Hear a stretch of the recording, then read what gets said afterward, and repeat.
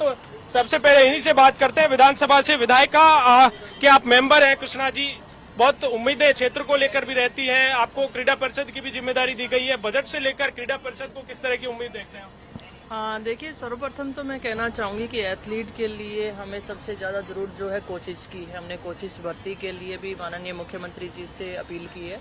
और दूसरा मैं कहूँ कि संभाग स्तर पर जैसा जयपुर में हमने हाई परफॉर्मेंस सेंटर बनाया है, जोधपुर में हमारा बन रहा है, ठीक उसी तर्ज पर हर संभाग स्तर पर हाई परफॉर्मेंस सेंटर होना चाहिए।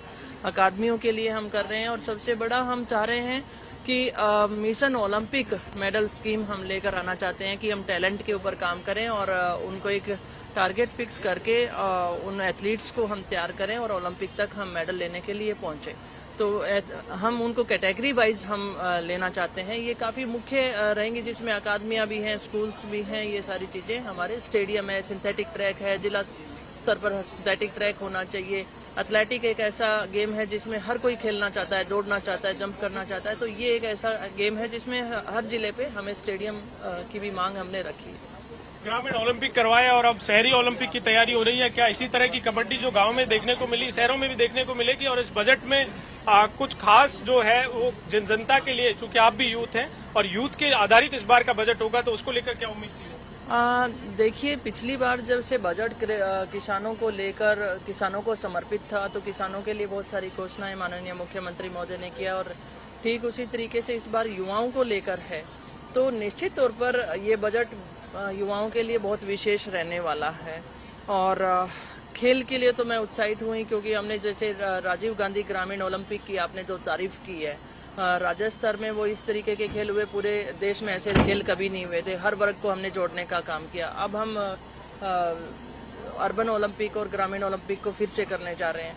तो मुख्य मांगे यही रहेंगी, क्योंकि युवा हैं तो युवाओं की तरफ देखते हैं, चाहे रोजगार है और चाहे फिर इंफ्रास्ट्रक्चर की बात है, तो उनके ऊपर हमारा फोकस है। सीएम ने दिया है बचत, बढ़त और राहत, इसका क्या संदेश है? क्या माना जाए कि इस बार क्या बचत होगी, क्या राहत मिलेगी और कितनी बढ़त राजस्थान को इस बार मिलेगी? देखिए, केंद्र सरकार का जो बजट आया उसमें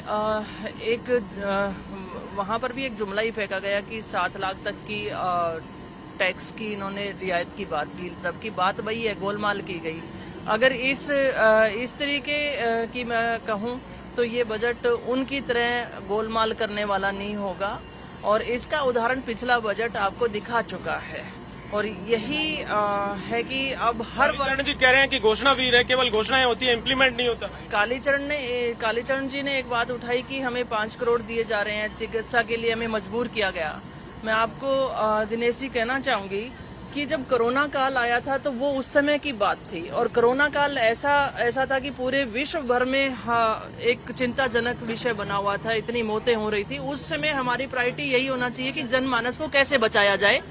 और इनका कहना तो ये भी था कि अशोक गहलोत जी हैं, रेवड़ियां बांटते हैं। वही रेवड़ियां आज जो यहाँ राजस्थान का जो हर व्यक्ति जो फ्री में मेडिसिन ले रहा है, उनको रेवड़ियां नहीं है, वो उन लोगों की जीवनदायिनी बनी है।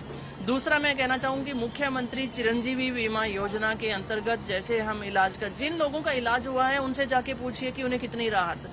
समझ सकती हूँ, एक मजदूर के पास किराया देने के लिए नहीं होगा, गाड़ी का किराया करके वो मरीज को हॉस्पिटल तक नहीं पहुँचा सकता है, लेकिन ये जो राहत दी है वो बहुत बड़ी राहत, बहुत बड़ी राहत है। कांग्रेस पार्टी के नेता हैं, विधायक हैं, क्रीड़ा परिषद की चेयरमैन है और अब बजट सफारी A1 न्यूज का सफर है, विधानसभा के ठीक सामने पहुंच गया है। कांग्रेस पार्टी की ओर से इस बार अनूठा प्रयोग किया गया है। पिछले बजट में भी सुझाव